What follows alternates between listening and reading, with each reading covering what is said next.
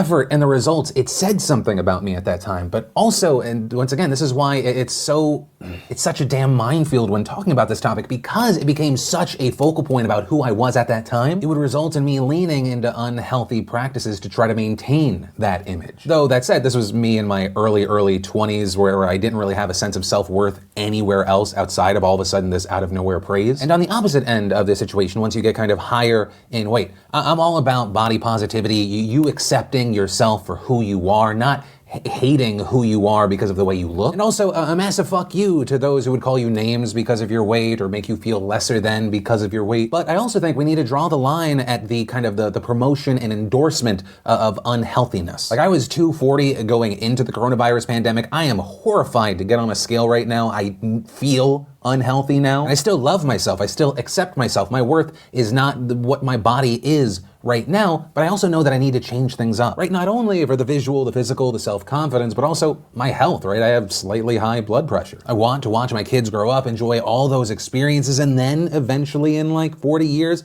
call them and start every conversation with, why don't you call me anymore? Because, as an adult, every conversation is meant to start with a guilt trip. Once again, this is my personal story. This is my personal experience. Maybe some can relate. Maybe this is the polar opposite of many. But ultimately, what I want to do with this story is actually much like Adele, not going to talk about her body anymore. And instead, once again, a big thank you to our essential workers and specifically our nurses. Today is National Nurses Day. Thank you to the nurses nationally and internationally putting their lives on the line to help us. I mean, just today, the International Council of Nurses said that coronavirus has killed more than 260 nurses and infected over 90,000 healthcare workers worldwide. But also at the same time, stressing that this is actually an underestimation because it's only based on records collected from 30 countries. Right? And so the organization is urging more governments to keep better track of this data, saying this failure to record both infection rates and deaths among healthcare workers is putting more nurses and their patients in danger. Right? And so those are already devastating numbers, and knowing that it's likely much worse, it's just a reminder of how grateful we should be for our healthcare workers. So again, a huge thank you to everyone, and specifically our brave nurses out there right now. But ultimately, to kind of bring it back to the initial story, how we got here. Well, I don't want the question to be specifically about Adele herself. What are your thoughts about the general online reaction and debate around this topic? But from that, I want to share some stuff I love today, and Today in Awesome, brought to you by Keeps. And if you didn't know, say it all with me, 2 out of 3 guys will experience some form of male pattern baldness by the time that they're 35, right? And if you think about it, we all have that one brother, that one uncle, that friend, and if you don't want that life for yourself, you don't have to just sit idly by, because Keeps helps you stop hair loss before it's too late with their scientific and affordable approach. Their treatments are up to 90% effective at reducing and stopping further hair loss, and they say that prevention is key here. Also, you don't have to go broke to avoid going bald. Keeps offers generic versions of the only 2 FDA-approved hair loss products that are out there. So in fact, some of you may have already tried them before, but probably never at this price. Which, on that note, for a limited time, you beautiful bastards can get your order for 50% off. And so if you're ready to take action and prevent hair loss, just go to keeps.com/DeFranco, or just click that link in the description down below to receive 50% off your first order. And the first bit of awesome is I am currently trying to clear out my warehouse of any merch that we still have left over. This so I can essentially just be on a clean slate for all new products. And so until we run out of that stock, everything on shopdefranco.com right now is 50 to 75% off. Right, so essentially stuff that was going for $50 now for $15, stuff that was $18 now going for $4. But obviously it's all first come first served, limited quantities, because the whole point is to just empty out. Then we have the New Yorker giving us how to survive quarantine with your relationship intact. We had Will Forte improvising 9 new cartoon voices. We had Bon Appetit giving us Carla making cheesy broccoli delight, if you need some food also. We also got the honest trailer for Star Wars Clone Wars. We had the cast of Never Have I Ever playing Kiss and Tell, which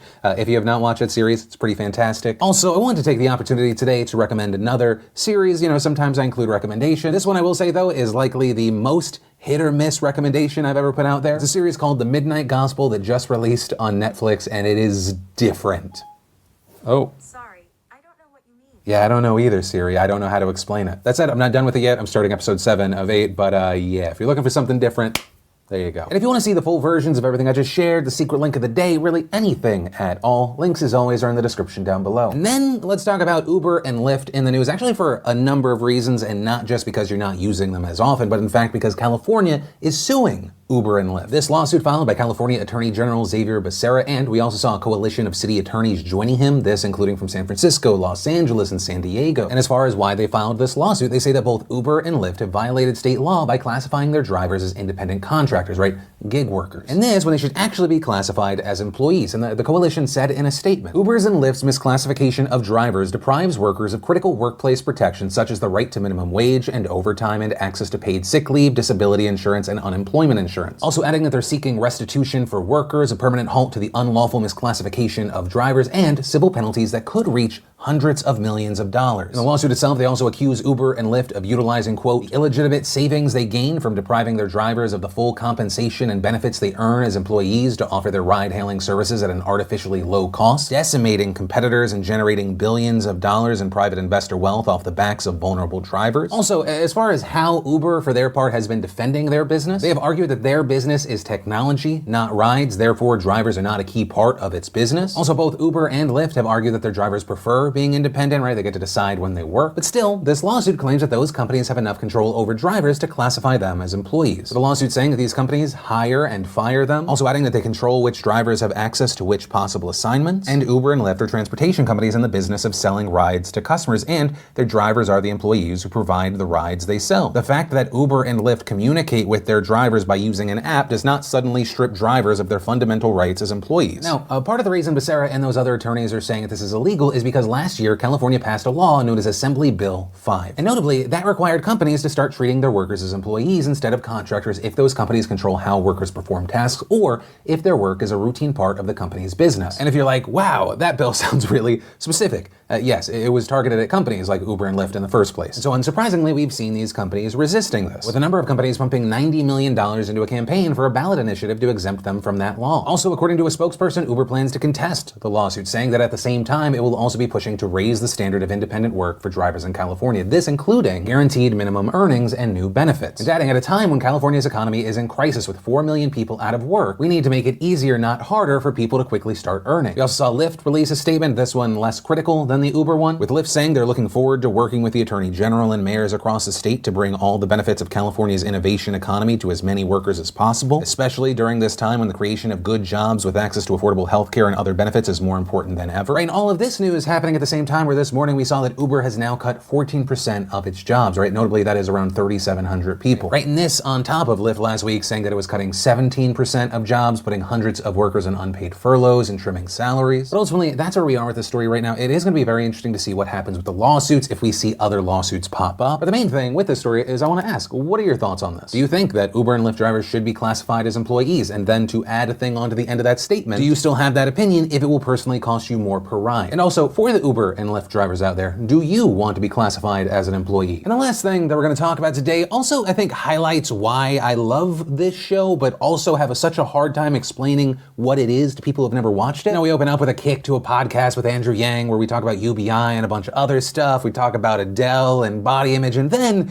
we close on this insane story involving Venezuela, US soldiers, and an alleged coup attempt against Nicolas Maduro. And also, regarding this story, it is a total roller coaster, and there are a lot of moving parts, so we're going to try and break it down piece by piece and explain exactly what happened. So on Sunday, the Venezuelan government announced that it had stopped what they called an invasion off of its coast, claiming that 8 people had been killed and 2 had been captured, with their government also saying that the group were mercenary terrorists who had come from Colombia in a speedboat to overthrow the government, but that security forces had stopped the planned coup and taken the group's weapons and equipment. But later that day, what we end up seeing is a former US Green Beret named Jordan Goudreau releasing a video alongside a former Venezuelan National Guard. And in that video, the two announced that they had launched what they called Operation Gideon, which they described as an operation to capture senior members of Maduro's government and call on Venezuelan soldiers to join them. And then in an interview with the Washington Post later that day, Goudreau, who now runs a Florida-based security firm called Silvercore, said that the operation involved 60 troops, some of whom he claimed had already engaged Maduro's forces by land and sea, though none of these claims have been verified. With Goudreau also telling the Post that the troops, most of whom he said were Venezuelan military defectors, had been based in camps near Colombia's border, which seemed to back up an AP investigation that was published on Friday, coincidentally just 2 days before all of this went down. And that found and claimed that Goudreau had been working with a former Venezuelan army general who is now facing U.S. narcotic charges. And this to train Venezuelan military deserters to eventually mount a cross-border raid that would end in Maduro's arrest. And very notably here, Goudreau said that he had tried to get backing from the U.S. government, but he was unsuccessful. Also claiming that he discussed this with the Venezuelan opposition led by Juan Guaido, but the opposition pulled out. And in another interview on Sunday, the guy was busy. Goudreau provided what he claimed was a general services contract between Silvercorp and the opposition signed by Guaido in Miami in October for $213 million. But here, he also claimed that the opposition never paid them, but he still went on with the operation because he is a, quote, freedom fighter, and this is what freedom fighters do. Now, all of that said, Guaido, for his part, has denied any connection to this operation, with us also seeing another leading opposition lawmaker telling reporters that the operation was conducted without the knowledge of Guaido or any opposition leaders, adding that they had been briefed last year on the